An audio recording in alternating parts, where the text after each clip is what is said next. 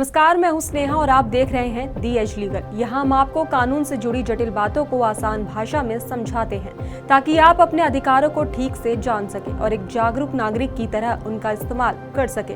तो आज की इस वीडियो में हम चर्चा करेंगे कुछ बेहद अहम कानूनी मुद्दों की, ऐसे मुद्दे जो सीधा असर डालते हैं आपकी रोजमर्रा की जिंदगी और आपके हक पर। तो चलिए करते हैं शुरुआत आज की प्रमुख कानूनी खबरों के साथ। वैवाहिक विवाद मामलों में सुप्रीम कोर्ट ने किया स्पष्ट, हर बच्चे को अपने माता पिता दोनों के प्यार और स्नेह का अधिकार। बिल मंजूरी में देरी को तय समय सीमा लागू करने का आधार नहीं माना जा सकता, सुप्रीम कोर्ट। सरकार विदेशी आरोपियों के फरार होने पर नीति बना सकती है, सुप्रीम कोर्ट। जल्दबाजी में ट्रायल चलाना आरोपियों के लिए भी हानिकारक, दिल्ली हाईकोर्ट ने शर्जील इमाम व उमर खालिद की जमानत याचिका खारिज की। कर्नाटक हाईकोर्ट का फैसला, ईडी समन के खिलाफ सीनियर एडवोकेट को मिली राहत। सुप्रीम कोर्ट ने वैवाहिक विवाद मामलों में स्पष्ट किया है कि हर बच्चे को अपने माता पिता दोनों के प्यार और स्नेह का अधिकार होता है। अदालत ने कहा है कि चाहे माता पिता अलग रहते हो या अलग अलग देशों में, बच्चे के हित में जरूरी है कि उसका संबंध दोनों के साथ बना रहे। ये टिप्पणी सुप्रीम कोर्ट ने उस याचिका पर सुनवाई के दौरान की जिसमें एक पिता ने अपने बेटे से वीडियो कॉल के जरिए नियमित बातचीत करने की अनुमति मांगी थी।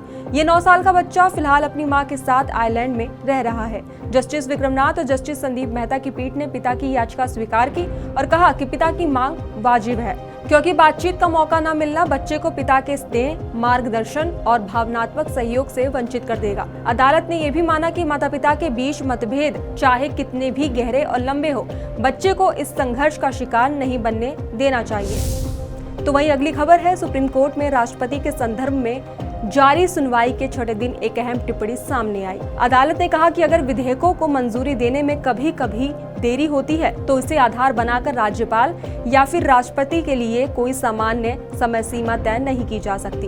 पीठ ने साफ किया है कि अगर किसी खास मामले में देरी हुई है तो प्रभावित पक्ष अदालत से निर्देश मांग सकता है। उस स्थिति में कोर्ट आदेश दे सकता है कि निर्णय एक तय समय सीमा में लिया जाए, लेकिन इसका मतलब ये नहीं कि कोर्ट राष्ट्रपति या फिर राज्यपाल के संवैधानिक दायित्वों पर कोई स्थायी समय सीमा थोप दे। अदालत ने संविधान की भाषा का हवाला देते हुए कहा कि इसमें स्पष्ट रूप से लचीलापन रखा गया है, यानी बिलों को कोई बिना समय सीमा बताए जल्द से जल्द लौटाने का प्रावधान। ये सुनवाई chief justice BR Gavai, justice Suryakant, justice Vikram Nath, justice PS Narasimha और जस्टिस AS चंद्रोकर की संविधान पीठ के सामने हुई।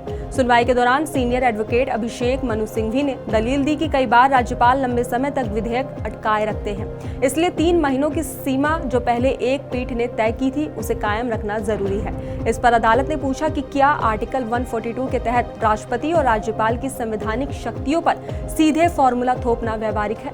जस्टिस विक्रमनाथ ने तो साफ कहा, अगर समय सीमा तय करनी है तो वो संविधान में संशोधन के जरिए ही हो सकती है, क्योंकि आर्टिकल 200 और 201 में फिलहाल कोई तय समय सीमा नहीं है।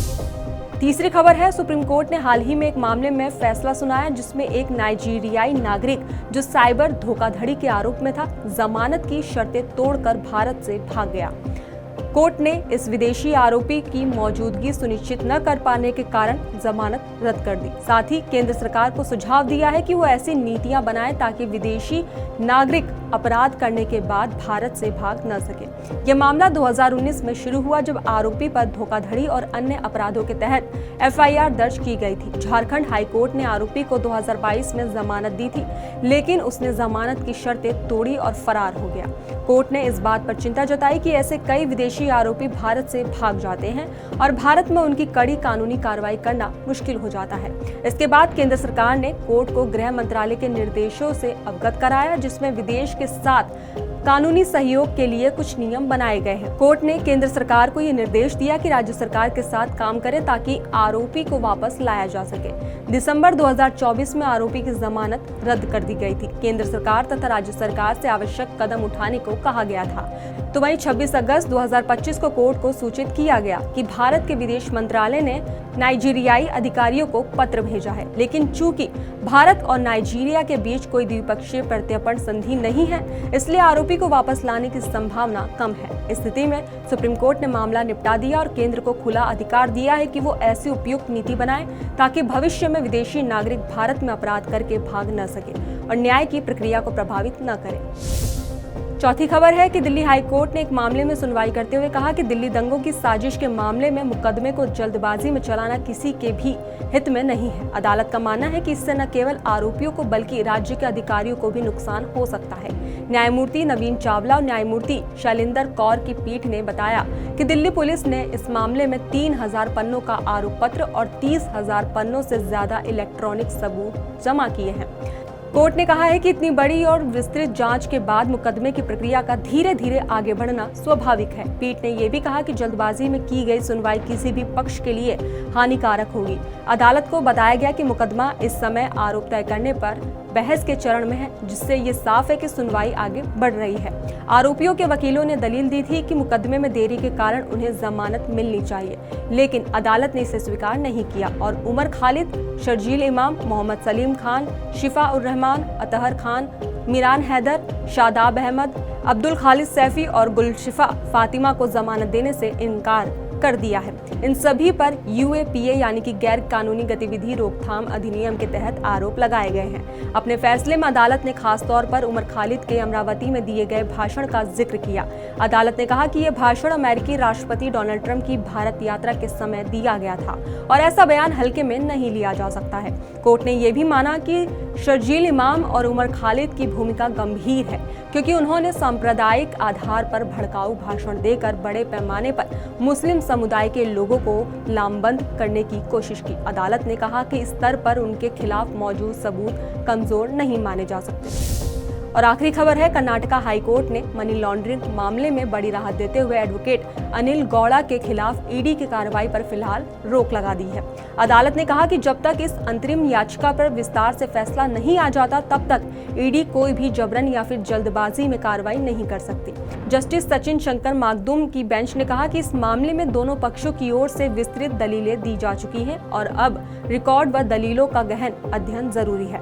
मामले का मुख्य मुद्दा यह है कि क्या ईडी वकीलों को पीएमएलए यानी कि धन शोधन निवारण कानून की धारा 50 के तहत समन भेज सकती है या नहीं। फिलहाल यह मुद्दा सुप्रीम कोर्ट में भी विचाराधीन है। तो वहीं अनिल गौड़ा की ओर से दायर याचिका में कहा गया है कि ईडी की कार्रवाई पूरी तरह गैर कानूनी और राजनीतिक प्रतिशोध से प्रेरित है। याचिकाकर्ता का दावा है कि वह विधायक केसी वीरेंद्र के अधिवक्ता और कानूनी सलाहकार हैं और ईडी विपक्षी नेताओं की आवाज दबाने के लिए इस तरह के कदम उठा रही है। तो वहीं याचिकाकर्ता के वकील ने तर्क दिया कि विजय मदन लाल चौधरी बनाम भारत संघ 2023 फैसले के मुताबिक अगर अपराध की आय मौजूद ही नहीं है तो मनी लॉन्ड्रिंग का आरोप लगाना निरर्थक है। उन्होंने कहा कि सुप्रीम कोर्ट ने पहले ही वकीलों को पेशेवर सलाह के लिए समन भेजने पर चिंता जताई है, इसलिए विधायक को दी गई उनकी कानूनी राय कानूनी रूप से संरक्षित है। तो वहीं सरकार की ओर से additional solicitor general Arvind Kamat ने ये तर्क दिया कि समन वकील की पेशेवर भूमिका को लेकर नहीं बल्कि उनकी कुछ व्यावसायिक कंपनियों में भागीदारी के आधार पर भेजा गया है। अंत में गौड़ा ने अदालत से 24 अगस्त 2025 को भेजा गया समन रद्द करने और ईडी की कार्रवाई को पूरी तरह अवैध घोषित करने की मांग की है। वैकल्पिक रूप से उन्होंने ये भी अनुरोध किया है कि उन्हें पीएमएलए की धारा 50 के तहत जबरदस्ती बयान देने के लिए बाध्य न किया जाए, क्योंकि ये संविधान के आर्टिकल 23 का उल्लंघन होगा। तो ये थी आज की बड़ी कानूनी खबरें। अगर आपको ये जानकारियाँ काम की लगी हो तो वीडियो को लाइक और शेयर जरूर करें और कानून को आसान भाषा में समझते रहने के लिए दी एज लीगल को सब्सक्राइब करना न भूलें।